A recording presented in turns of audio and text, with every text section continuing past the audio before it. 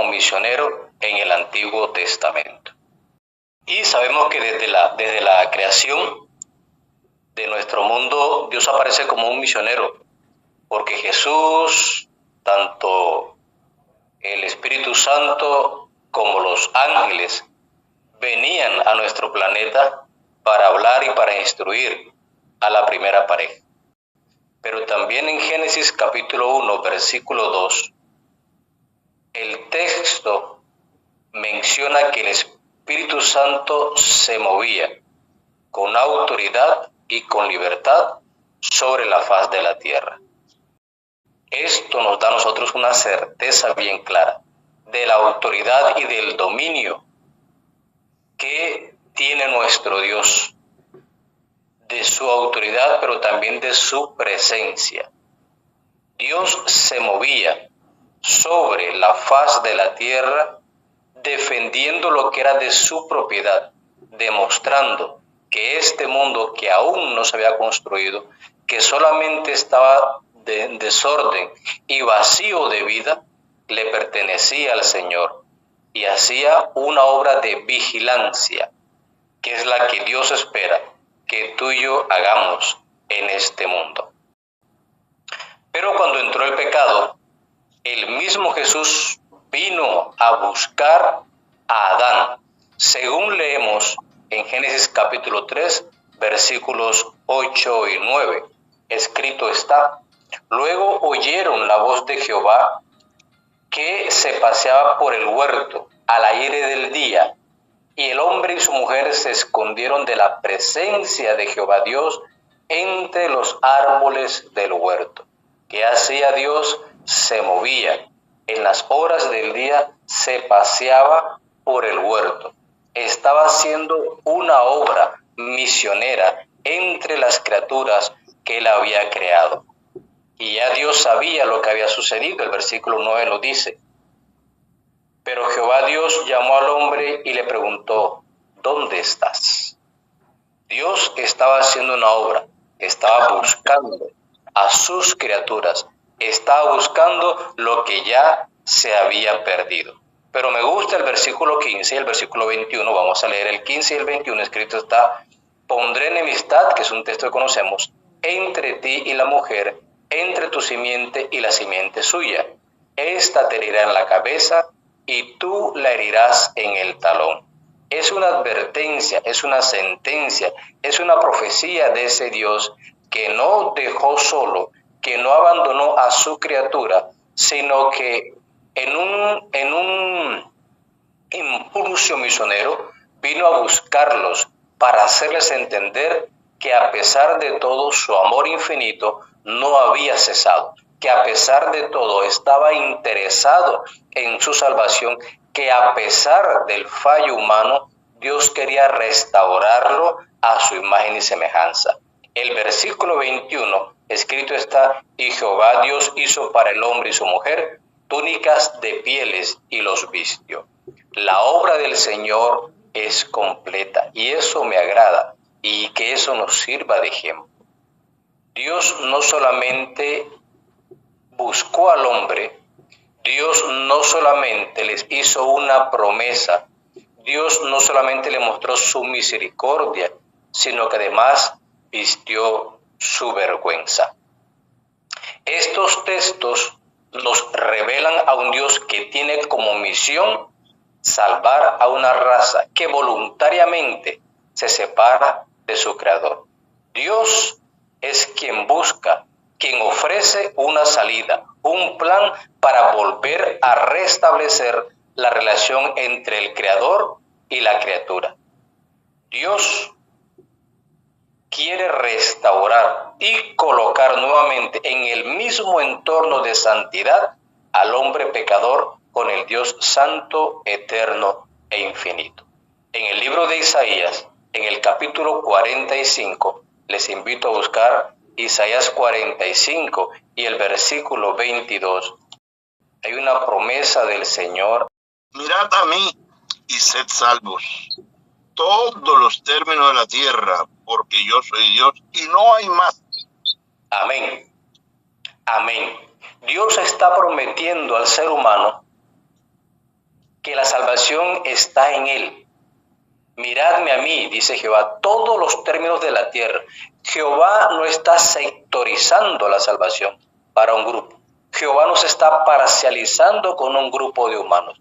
Jehová está diciendo todos los términos de la tierra. Significa que la voluntad del Señor, la gracia del Señor, siempre ha estado disponible para todas las criaturas, para toda la raza humana. Para aquellos que piensan que la gracia solamente actuó a partir de Jesús, este es un texto clave del Antiguo Testamento que nos muestra que la gracia del Señor siempre ha estado disponible para toda la humanidad desde el mismo comienzo. Desde el mismo comienzo. Dios dice, mirad a mí y ser salvos todos los términos de la tierra. El único que ofrece salvación es Dios. Se puede definir entonces la misión de Dios como el eterno y santo, que hace todo lo posible para enseñar y mostrar la salvación en Jesús a toda la humanidad. Dios nos da ejemplo del trabajo misionero que espera que nosotros, su pueblo, hagamos. Claramente se puede inferir que Dios permite al hombre formar parte del equipo que llevará a cabo la misión de salvar a la humanidad. En la promesa que Dios hace a Abraham en Génesis capítulo 12, versículos 1 hasta el 3, claramente deja ver su intención de actuar junto a su amigo Abraham, es decir, de compartir la realización de la misión de bendecir a toda la humanidad. Y leamos Génesis 12, del 1 al 3.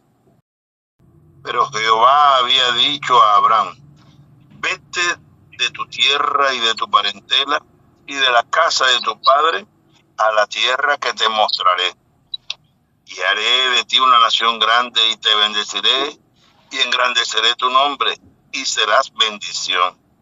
Bendeciré a los que te bendijeren y a los que te maldijeren maldeciré, y serán benditas en ti todas las familias de la tierra. Amén. Amén. Dios le promete a Abraham, haré de ti una nación grande y te bendeciré y engrandeceré tu nombre. Pero luego al final le dice, y serán benditas en ti todas, dice, todas las familias de la tierra. Dios estaba interesado en un pueblo universal. Dios estaba interesado en ti y estaba interesado en mí. En las manos, en la mente de Dios, tu nombre ya estaba. En las manos y en la mente de Dios, mi nombre ya figuraba. Dios tenía una misión y los israelitas debían participar de ella. Dios quería bendecir a la humanidad e Israel era el instrumento para que esas bendiciones llegaran a los demás pueblos. La misión de Dios termina con la realidad de la vida eterna, pero tiene su comienzo en la creación y ya lo hemos visto. Pero mis queridos, podemos experimentar la nueva creación mientras esperamos la creación de nuevos cielos y nuevas tierras, porque Dios es tanto creador como redentor y dador de la vida. Cuando nosotros hicimos un pacto con Jesús, nosotros formamos a ser parte de ese pueblo escogido de Dios. Y por fe debemos mirar la patria nueva. Y por fe debemos creer que tenemos un lugar ahí. Y es nuestro deber esforzarnos para que cada día nos parezcamos a Cristo Jesús, que es nuestra imagen, que es nuestro modelo. Imitar a Jesús nos permite llegar en santidad a ese momento en que nuestro carácter sea el de Cristo, en que tengamos la mente de Jesús, en que podamos honrar a nuestro Padre, en que podamos, como Moisés, ahora sostenernos como mirando al invisible, que podamos ver la patria nueva y sentir que somos embajadores de ese lugar, que nuestro reino, que nuestra patria, que nuestro mundo no es este. Aquí somos peregrinos, pero nuestra patria muy pronto estará en este lugar y allá habitaremos por la eternidad. Mis queridos, Israel tenía una doble misión. con los hijos de Israel y sus generaciones, mediante la narrativa diaria de la voluntad de Dios, generación tras generación. Éxodo 12, del 24 al 27, encontramos ese momento. Escrito está: guardaréis esto por estatuto para vosotros y para vuestros hijos, dice el Señor, para siempre. Y cuando os pregunten vuestros hijos qué significa este rito, vosotros podéis responder: es la víctima de la Pascua de Jehová, el cual pasó por encima de las casas de los hijos de Israel en Egipto, cuando hirió a los egipcios y libró nuestras casas. Entonces el pueblo se inclinó y adoró. Hicieron puntualmente como Jehová había mandado a Moisés y Aarón. El pueblo debía tener en sus mentes bien claro el plan de redención y puedan entender que este sacrificio, que esta maravilla de Dios a librar a los primogénitos, era una demostración de la gracia del Señor y era un anticipo de la gloria eterna. Deuteronomios capítulo 6, encontramos en los versículos 4 al 9 esa promesa también. Escrito está: oye Israel, Jehová nuestro Dios, Jehová uno es. Amarás a Jehová tu Dios de todo tu corazón, de toda tu alma y con todas tus fuerzas. Estas palabras que yo te mando hoy estarán sobre tu corazón y se las repetirás a tus hijos y las hablarás de ellas estando en tu casa y andando por el camino, al acostarte y cuando te levantes. Y las atarás como una señal en tu mano y estarán como frontales entre tus ojos. Las escribirás en los postes de tu casa y en tus puertas, para que no se te olvide la voluntad del Señor.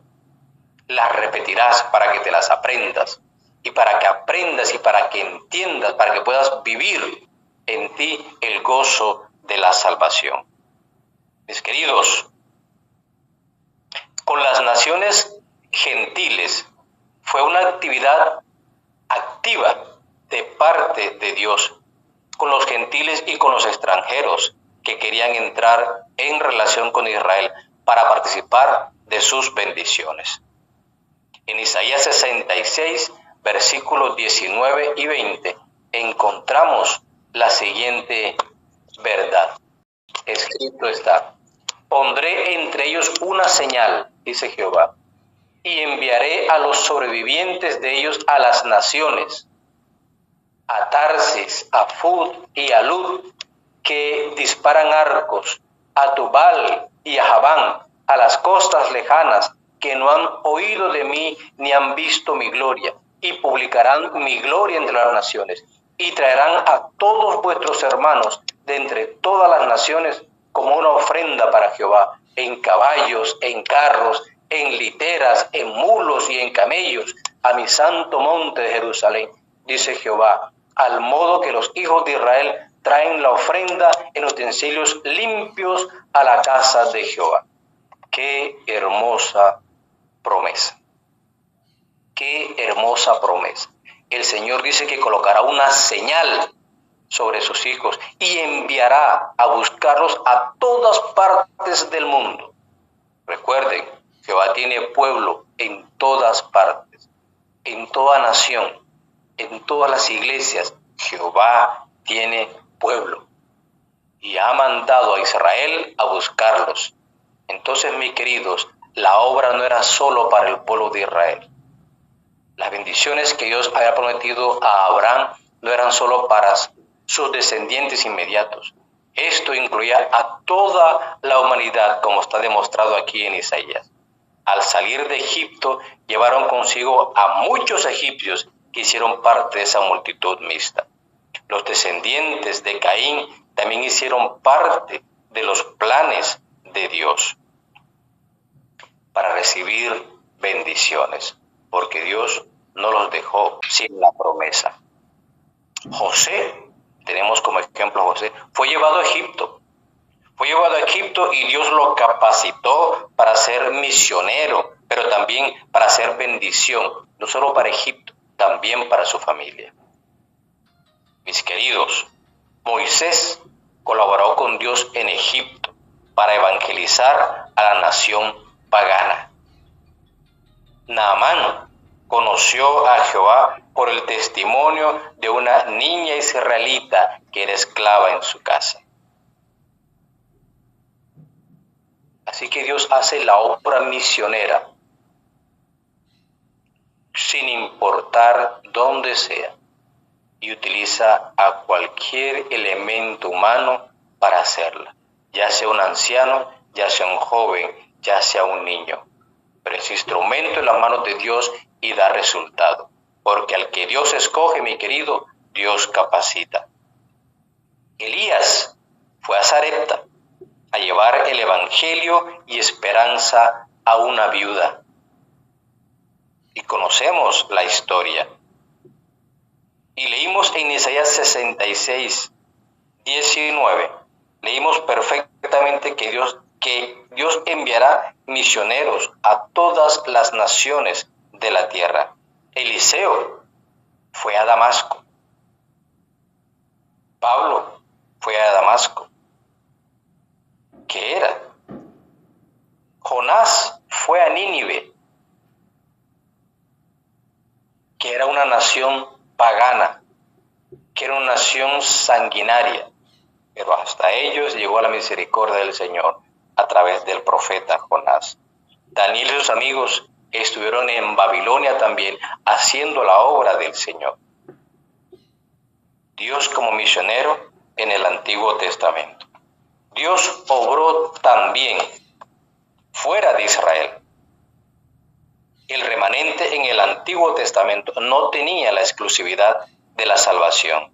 Había sido elegido para una misión, pero Dios también usaría a otras personas de otras naciones a quienes se revelaría su carácter. Y aquí tenemos una lista bien buena que usted y yo conocemos, mi apreciado hermano y hermana. Job, igual que Abraham, de Ur de los Caldeos, nación pagana e idólatra. Dos hombres importantes en la vida del pueblo de Dios, que conocieron a ese Dios de manera personal, que pudieron vivir la experiencia de hablar directamente con ese Dios y conocer sus bendiciones y sus misericordias. Melquisedec, rey de Salem, se encontró con Abraham, recibió de él los diezmos y lo bendijo. Jetro, de Madián, el suegro de Moisés, hombre escogido por Dios para aconsejar a su yerno de la manera en que debía dirigir al pueblo. Rahab, una ramera que también Dios escogió para mostrar a su familia. Rahab tenía todos conocemos la historia de Rahab, esa reputación, que me imagino que su familia no estaba orgullosa de ellos. Pero Dios le dio la autoridad para hablar a los suyos y decirle, vengan a mi casa. Y todos se refugiaron, su familia, en la casa de Rahab para esperar la bendición que a través de ella Dios ofreció a su familia. Y le creyeron a Rahab y fueron salvos. Y Rahab aparece en la genealogía de Jesús. Ruth, la moabita, en otra nación, pero también a través de ella, el Señor cumplió la promesa y fue bendición a través de Ruth y de ahí la descendencia de nuestro Señor Jesucristo. Mis queridos, Dios se ha mostrado a través de la historia como un Dios misionero, como un Dios que busca, que sale, que envía, que acompaña, que bendice, que autoriza a los suyos para hacer la obra. Y ahí va Dios con ellos, porque obra milagros a través de ellos, porque muestra su carácter, su bondad, su misericordia a través de ellos. ¿A cuántos niños no resucitó el Señor para mostrar su bondad, su poder y sobre todo para mostrar que esa persona que estaba ahí era su siervo a quien él había escogido y enviado. Aquella mujer a la que fue Elías un día le dijo, ¿has venido para mostrarme mis pecados? Pero luego le dice, sé que eres varón de Jehová. Conoció a ese Dios a través de Elías. Le dio a Elías la certeza que eso que esa mujer guardaba y que esperaba en su corazón, la presencia de un ser superior, bueno, bondadoso y misericordioso, Elías pudo mostrarle a ese Dios a través de los milagros que hizo en su casa. Conocemos la vida de Isaías también. Mis queridos, ese Dios que ha sido misionero desde la creación, es el Dios que dirige nuestros pasos y que está dispuesto a obrar en tu vida y en la mía para mostrar las riquezas de su gracia, pero también las riquezas de su gloria. Ese es el Dios que hace milagros que la ciencia no puede explicar. Ese Dios que está activo, que está vivo, que es eterno y que es poderoso, que nunca se cansa para orar en favor de sus hijos y a través de ellos. Porque muchas veces hemos llegado a hacer bendición no a nuestra familia, sino a los de afuera, que ya han conocido ese Dios a través de nosotros, a través de la labor que cada uno de ustedes realiza en el lugar donde Dios lo coloque. Muchas veces quizás regresamos de campañas sin alcanzar la meta siquiera de un alma para el Señor. Pero Pablo lo dejó bien claro. Uno es el que siembra y otro es el que ciega. Y Dios dará a cada uno la recompensa a su tiempo. Pero somos enviados para mostrar a ese Dios poderoso que no se cansa de ser obra misionera, no solamente entre su pueblo, sino a través de ellos. Dios nos ha escogido, amados del Señor, para que seamos sus representantes en esta tierra. Para que tú y yo seamos el ejemplo de ese Dios, para que enseñemos cómo es un Dios que ha sido misionero durante toda la eternidad, durante toda la existencia de ese mundo. Y ese Dios tiene el deseo de bendecirnos, de extendernos la promesa a Abraham, de bendecirnos ampliamente, pero también a través de nosotros bendecir a otras personas. Yo espero, mi querido, hay un himno muy bonito que una vez compartí con ustedes el enlace de un cantante que se llama Rudy Micheli, y él decía, quiero ser tu voz, quiero ser la voz que predica tu palabra, quiero ser la voz que te alaba si necesitas de una canción, y quiero ser el que va donde tú quieres que yo vaya. Yo quiero ser tu voz, y es lo que Dios espera que tú y yo seamos, la voz del Señor, sus embajadores, porque Dios está dispuesto a hacer en nosotros y a través de nosotros maravillas y ser bendiciones para el lugar donde vamos. Hay un texto que conocemos, una experiencia que el Señor le dice al pueblo de Israel, la tierra que pisas es tuya.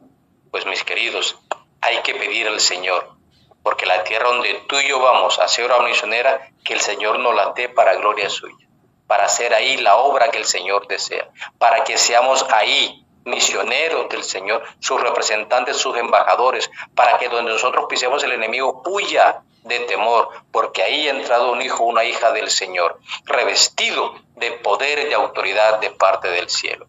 Mis queridos, les invito para que sigamos en esta afán, en esta obra, de mostrar a ese Dios maravilloso, con nuestras experiencias, con nuestro ejemplo, con nuestras palabras, con nuestro estudio, con lo que hemos aprendido. Aprendamos del apóstol Pablo, que siempre habló de lo que Jehová había hecho en su vida, de lo que Jesús había hecho con él, de la transformación que había hecho en su vida. Y ese es el mejor sermón, el testimonio es el mejor sermón.